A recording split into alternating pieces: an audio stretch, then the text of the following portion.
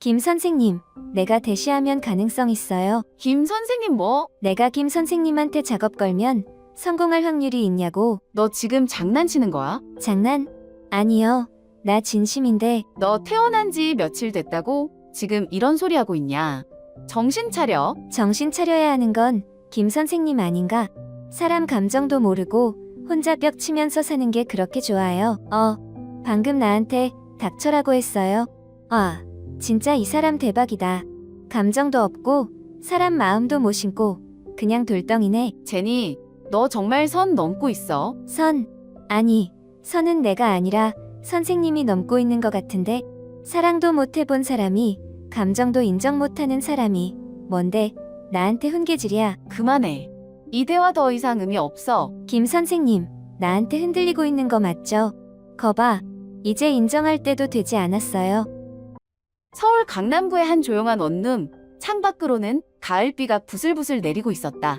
가로등 불빛이 빗물에 반사되어 도로 위로 번졌고 지나가는 사람들은 우산을 쓴 채 바삐 걸음을 재촉했다. 나는 하루 종일 병원에서 쏟아진 환자들을 보느라 녹초가 된 상태였다.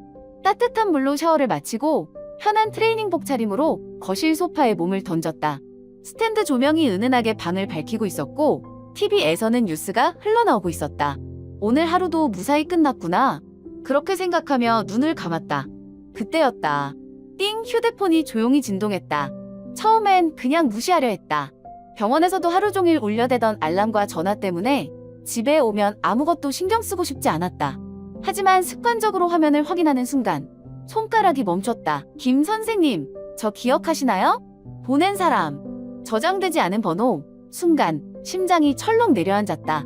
수많은 환자들이 스쳐 지나간 머릿속에서 이 번호의 주인을 떠올리기 위해 애썼다. 그런데 너무나도 익숙한 번호였다.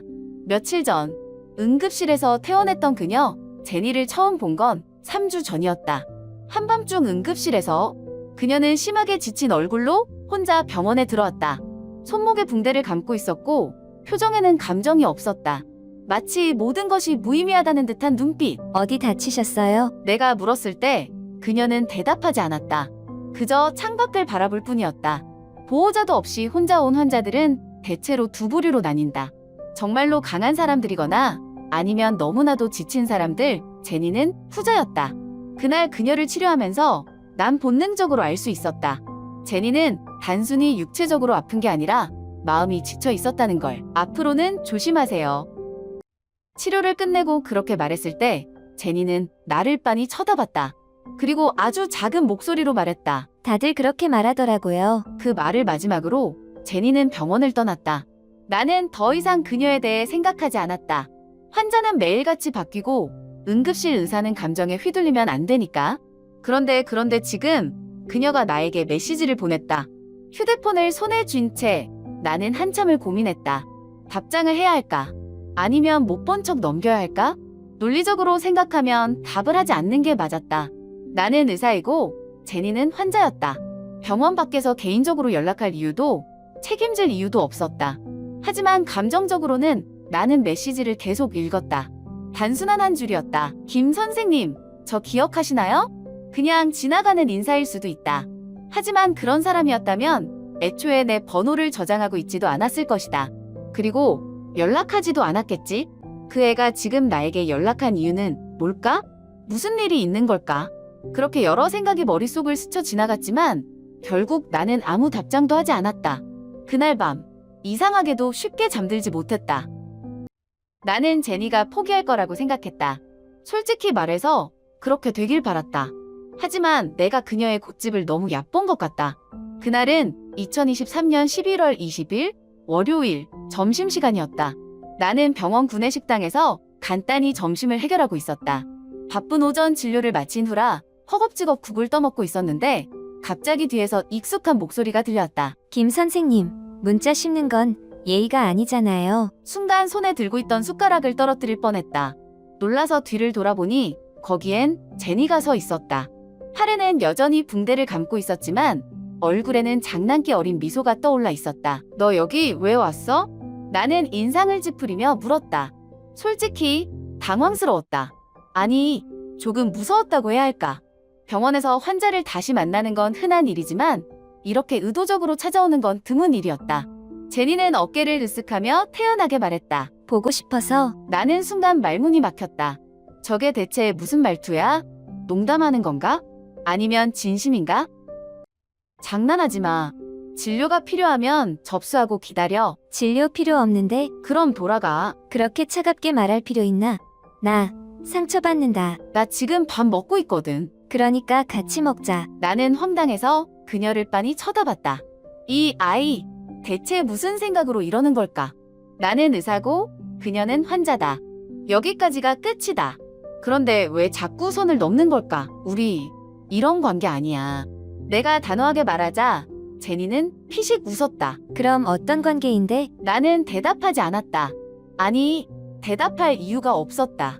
어쩌면 이 대화 자체가 불필요한 것이었다. 나는 다시 식판을 내려다보았다. 국이 식어 있었다. 하지만 이상하게도 젓가락을 들고 싶은 마음이 전혀 들지 않았다. 제니, 넌 대체 무슨 생각으로 나한테 오는 거야? 그날 이후로도 제니는 포기하지 않았다. 정말로? 나는 어느 정도 예상하긴 했지만 이 정도일 줄은 몰랐다. 처음에는 그냥 메시지만 왔다. 김 선생님, 오늘 수술 있어요. 김 선생님, 저 기억해요. 김 선생님, 혹시 연애 중이에요? 나는 단 한 번도 답장하지 않았다. 읽지도 않았다.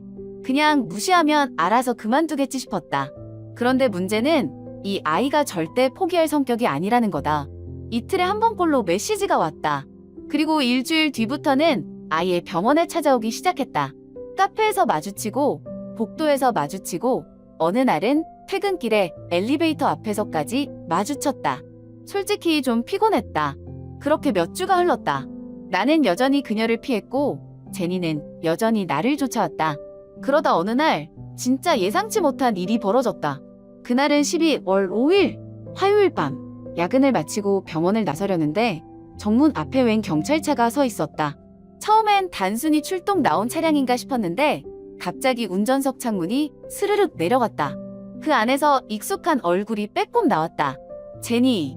그녀는 익살스럽게 웃으며 말했다. 김 선생님, 언제까지 저 무시할 거예요? 나는 순간 얼어붙었다. 아니, 저게 지금 뭐 하는 거야? 경찰차는 또 어떻게 된 거고? 너 지금 뭐 하는 거야? 그냥 지나가다가 태워다 줄까 해서. 경찰차를 타고? 아, 이거 친구가 경찰이라서요. 부탁했죠. 진짜 어이가 없네. 나는 한숨을 쉬며 머리를 쓸어 넘겼다. 이제는 화가 난다기보다는 기가 막혔다. 도대체 어디까지 할 생각이지? 내가 법 말해야 알아들어? 너랑 나 그런 사이 아니라고. 그런 사이가 아니면 어떤 사이인데요? 환자와 의사. 환자랑 의사도 밥은 같이 먹을 수 있잖아요. 난 너랑 밥 먹을 생각 없어. 그럼 커피는요? 이제 이름도 부르네. 그날 밤 나는 왜 제니의 차를 탔을까?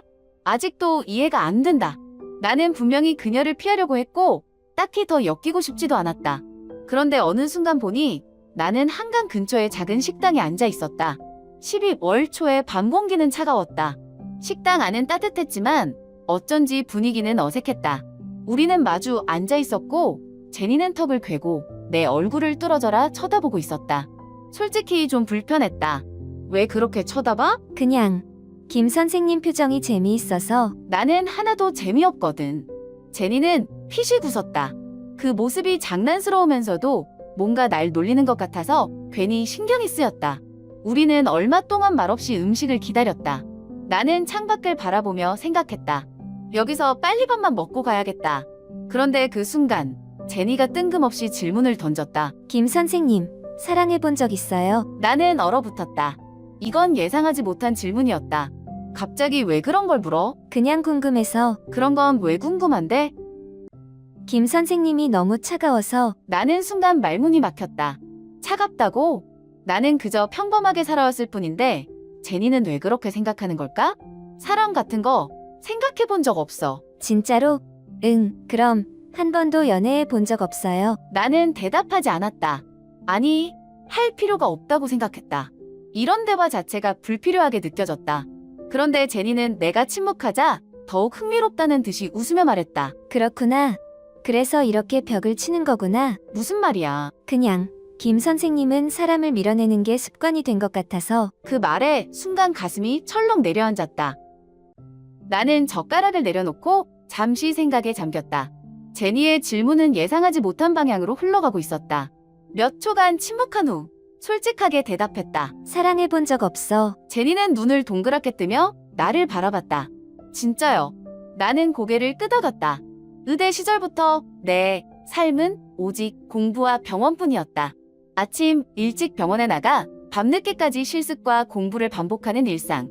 그 속에서 연애라는 건 사치처럼 느껴졌다. 아니, 애초에 관심조차 가지지 않았다. 내 주위 사람들도 다 비슷했다. 시간에 쫓기며 살다 보니 자연스럽게 인간관계도 최소한이 되었다. 친구는 몇 명 있었지만 깊은 관계를 맺은 적은 없었다. 그런데 지금 내 앞에서 한 환자가 이런 질문을 던지고 있었다. 제니는 턱을 괴고 나를 바라보다가 갑자기 장난기 어린 미소를 지으며 말했다. 그럼 내가 대시하면 가능성 있는 거예요. 나는 순간 물을 들이키다 사례가 들렸다. 기침을 하면서도 내가 제대로 들은 게 맞는지 의심스러웠다. 뭐, 내가 김 선생님한테 작업 걸면 성공할 확률이 있냐고요. 너 지금 농담하는 거지? 농담 아닌데 나는 어이없다는 듯 제니를 바라봤다. 이게 무슨 상황이지? 몇 주 전까지만 해도 응급실에서 퇴원하던 환자가 지금 내 앞에서 이런 말을 한다고?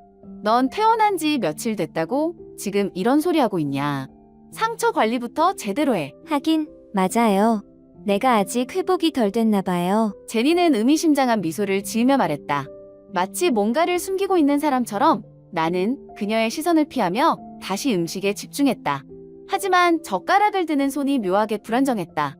제니는 내 표정을 읽었는지 여유롭게 말을 이었다. 근데 김 선생님, 진짜로 한 번도 연애 안 해봤어요? 응. 그럼 연애 감정 같은 것도 느껴본 적 없고? 나는 순간 말문이 막혔다. 이 질문은 단순한 연애 경험과는 다른 문제였다. 나는 정말로 누군가에게 특별한 감정을 느껴본 적이 있을까? 잘 모르겠어. 하긴 김 선생님 같은 사람은 그럴 수도 있겠다. 그게 무슨 뜻이야? 그냥 너무 바쁘게 살아와서 그런 거 아닐까 해서. 나는 제니의 말을 듣고 순간적으로 할 말을 잃었다. 정말 그럴 수도 있다. 늘 공부하고 환자를 보고 그렇게 시간을 보내다 보니 나 자신에 대해 깊이 생각할 여유가 없었다. 제니는 여전히 나를 바라보고 있었다. 그리고 갑자기 예상치 못한 말을 했다. 김 선생님, 그럼 나랑 해볼래요? 나는 순간적으로 그녀를 빤히 쳐다봤다. 뭘? 연애 연습. 너 지금 장난치는 거지? 제니의 표정에는 장난기가 섞여 있었지만 그 눈빛만큼은 진지했다. 나는 당황스러워서 얼른 다른 주제로 말을 돌리고 싶었다. 너 태어난 지 얼마나 됐다고 지금 이런 얘기하는 거야? 그게 무슨 상관이에요? 연애 감정이 아픈 거랑 관련 있는 것도 아니고. 너 진짜 어이없다. 나는 고개를 절레절레 흔들며 국을 한 숟가락 떴다. 하지만 이상하게도 음식 맛이 잘 느껴지지 않았다. 제니는 조용히 웃으며 말했다. 김 선생님, 한 번쯤은 누군가한테 마음 열어봐도 괜찮지 않을까요? 나는 아무 말도 하지 않았다.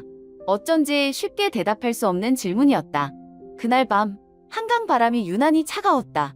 하지만 내 머릿속은 이상할 정도로 복잡하게 얽혀 있었다. 그날 이후 나는 이상한 기분을 느끼기 시작했다.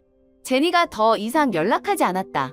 병원 구내식당에서도 퇴근길에도 엘리베이터 앞에서도 그녀를 볼 수 없었다. 솔직히 말하면 처음에는 후련했다. 이제야 평소대로 돌아왔구나라고 생각했다. 그런데 그게 끝이 아니었다. 며칠이 지나도 제니의 흔적은 전혀 보이지 않았다.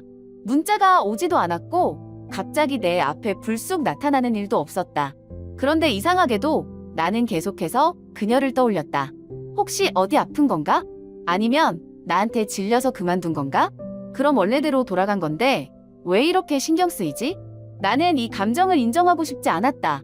제니는 단지 한 명의 환자일 뿐이었다. 그것도 조금 특별한 환자. 하지만 그렇다고 해서 그녀가 내 일상에서 사라진다고 허전함을 느낄 이유는 없었다. 그렇지 않나? 하지만 그날 밤 그런 생각이 완전히 무너졌다. 나는 침대에 누워서 핸드폰을 보고 있었다. 별 의미 없는 뉴스 기사들을 스크롤하다가 그냥 바로 자려고 했는데 띵 메시지가 왔다. 보낸 사람. 제니. 나는 본능적으로 화면을 열었다. 김 선생님, 저 다쳤어요.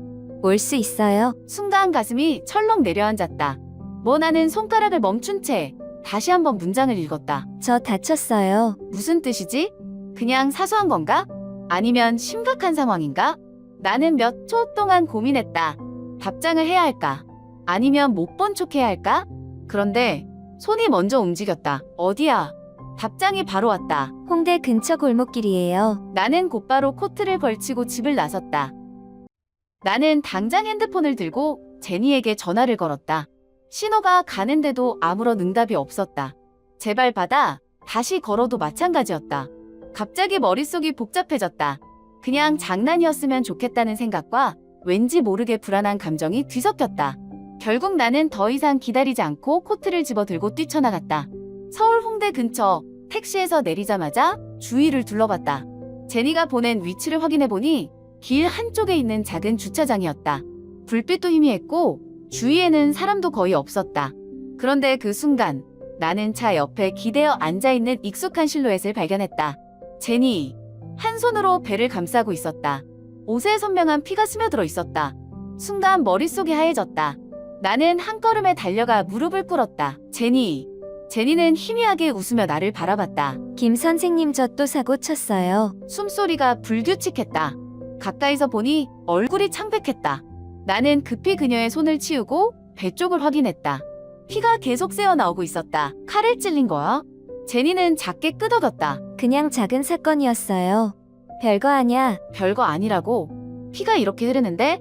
나는 당장 핸드폰을 꺼내 응급차를 부르려 했다. 하지만 제니가 내 손을 막았다. 아니요. 신고하지 마요. 김 선생님이 직접 치료해주면 안 돼요. 이건 내가 해결할 수 있는 문제가 아니야. 병원 가야 해. 나는 황당했다. 이렇게 다친 사람이 병원을 안 가겠다고? 제니, 이러지 마. 지금 중요한 건 내 몸이야. 제 몸은 제가 알아요. 괜찮으니까 그냥 여기서 선생님이 치료해줘요. 나는 깊게 한숨을 쉬었다. 화가 나기도 했고 답답하기도 했다. 하지만 동시에 나는 지금 누구보다도 이 아이가 걱정됐다. 조용히 그녀의 상처를 확인하며 응급처치를 시작했다. 손이 미세하게 떨렸다. 나는 스스로를 다독이며 최대한 침착하게 움직였다. 그런데 제니는 갑자기 나를 빤히 쳐다보며 말했다. 김 선생님, 나 걱정해요. 나는 대답하지 않았다. 그런데 내 마음속에서는 이미 답이 정해져 있었다. 제니를 병원에 데려다주고 출혈이 멈췄다는 걸 확인한 후에야 나는 겨우 집으로 돌아왔다. 이미 새벽 3시가 넘어 있었다. 하지만 피곤함과는 별개로 나는 단 한숨도 잘 수 없었다.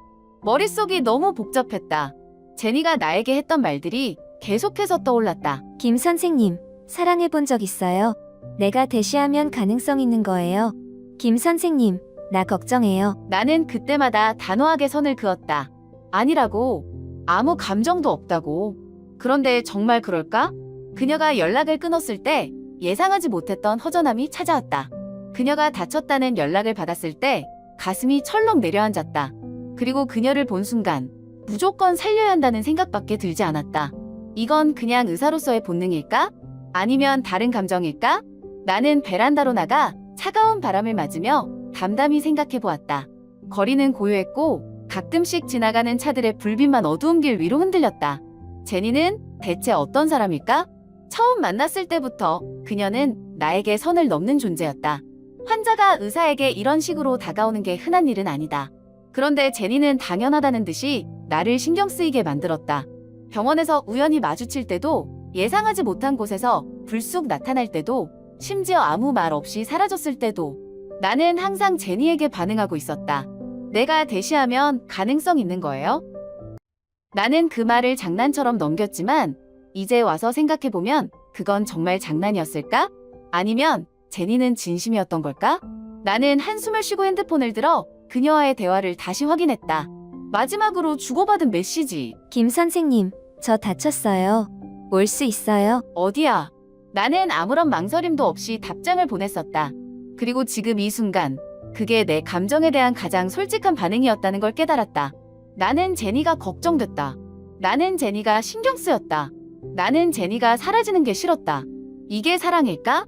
아니면 단순한 관심일까? 나는 아직 이 감정을 확신할 수 없었다. 하지만 한 가지는 분명했다. 이제 더 이상 예전처럼 무관심한 척할 수 없다는 것. 이 감정이 무엇이든 간에 나는 결국 인정해야만 할 순간이 올지도 모른다. 그리고 그 순간이 생각보다 더 빨리 올 것만 같았다.